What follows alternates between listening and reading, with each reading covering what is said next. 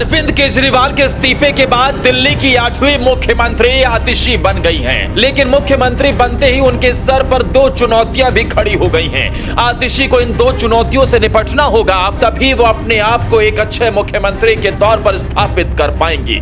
आतिशी के सामने सबसे बड़ी चुनौती अरविंद केजरीवाल को स्थापित करने की ही है, यानी कि आतिशी सिर्फ और सिर्फ एक डमी मुख्यमंत्री बनकर रह जाएंगी।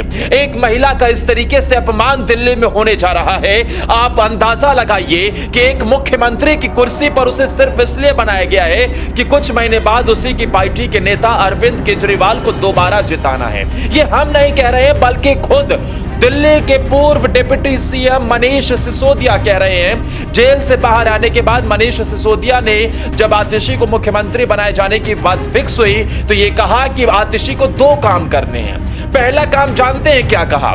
कहा कि आतिशी को एक बार फिर से दिल्ली की जनता के बीच जाना है और अरविंद केजरीवाल को अगली बार फिर मुख्यमंत्री बनाने के लिए लोगों के बीच पहुंचकर उनके कामों को बताना है। अरे भाई, एक महिला मुख्यमंत्री को क्या आपने सिर्फ डमी के तौर पर बनाया सिर्फ इसलिए कि आप कुछ महीने बैठिए और उसके बाद फिर अरविंद केजरीवाल सत्ता पर आएंगे और तब तक उनके ऊपर जो आरोप लगे हुए हैं उसे लेकर आप जनता के बीच जाकर उनकी अच्छी छवि बनाइए। अरे पार्टी का फैसला यह होता तो ज्यादा बेहतर रहता कि एक मुख्यमंत्री के तौर पर आप काम करिए, अच्छा काम करिए। अरविंद केजरीवाल हो या फिर कोई भी हो, बात इस बात की नहीं होती। अरे आज नहीं तो कल अरविंद केजरीवाल भी इधर उधर होंगे ही ना।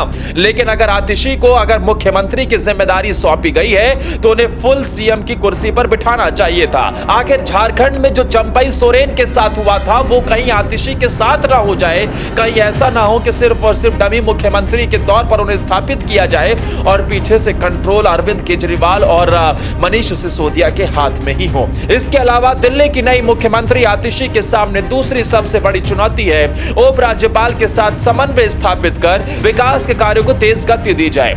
जब से दिल्ली के मुख्यमंत्री अरविंद केजरीवाल जेल में थे और जेल से बाहर आने से पहले इस लंबे समय के दौरान दिल्ली के कामकाज लगभग ठप हो चुके थे, क्योंकि मुख्यमंत्री जेल से सत्ता चला रहे थे, जो कि एक इम्पॉसिबल माना जाता है। वहां मीटिंग्स लेना, वहां फाइलें देखना, ये सब चीजें असंभव सी बातें हैं। ऐसे में जब अरविंद केजरीवाल फंसते हुए नजर आए तो उन्होंने अपनी कमान ही आतिशी के हाथों में दे दी। अब उपराज्यपाल के साथ मिलकर जनता की परेशानियों को दूर करना, ग्राउंड पर विकास को तेज गति से बढ़ाना, ये सब आतिशी के सामने चुनौती है। आतिशी के सामने इस बात की भी चुनौती है कि जो दाग उनकी पार्टी के बड़े बड़े नेताओं पर आबकारी घोटाले के तहत लगे हैं, उनकी छवि में लगा हुआ वो दाग कैसे मिटाया जाएगा और जनता के बीच अच्छी छवि लेकर कैसे पहुंचा जाएगा।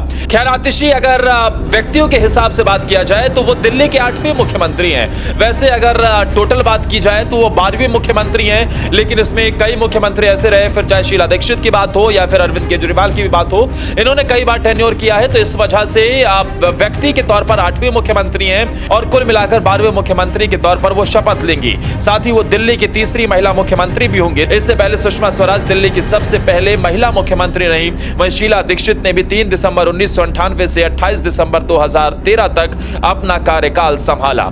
साथ ही आतिशी के सामने इन चुनौतियों से निपटने का एक कांटों भरा ताज है।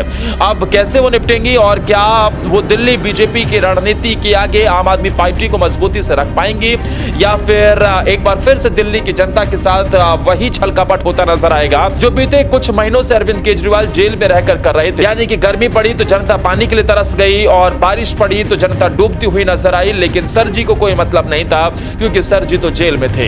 खैर, अब जनता को उम्मीदें हैं कि दिल्ली में एक बार फिर से काम तेज गति से हो सके। अब नई मुख्यमंत्री किस तरीके से राज्य की कमान संभालती है, इस पर सबकी निगाहें होंगी। दोस्तों, क्या आप भी मानते हैं कि आतिशी सिर्फ एक डमी मुख्यमंत्री के तौर पर रह जाएंगी या फिर वो लोगों की उम्मीदों पर खरा उतर पाएंगी? कमेंट कर अपनी राय जरूर बताएं।